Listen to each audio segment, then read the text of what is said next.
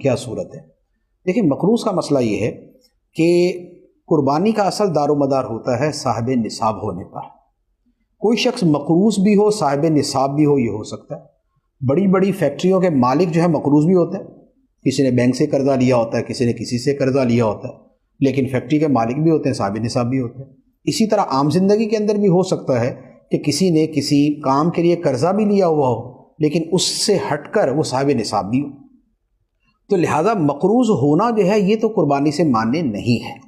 ہاں، یہ ہو سکتا ہے کہ کسی پہ اتنا قرضہ ہے کہ اگر وہ قرضہ ادا کرے تو اس کے بعد نصاب کی بقدر وہ شے کا مالک نہیں رہتا، رقم کا یا اس کے علاوہ کسی اور چیز کا، حاجت اصلیہ سے زائد وہ مالک نہیں رہتا۔ تو اب صورت بدل گئی، تو اب جب صاحب نصاب ہی نہیں رہا تو اب اس کے اوپر قربانی بھی نہیں ہے، کیونکہ قربانی صاحب نصاب پہ ہوتی ہے۔ تو لہذا مقروض ہونا فی نفسی کوئی شے نہیں ہے۔ ہاں،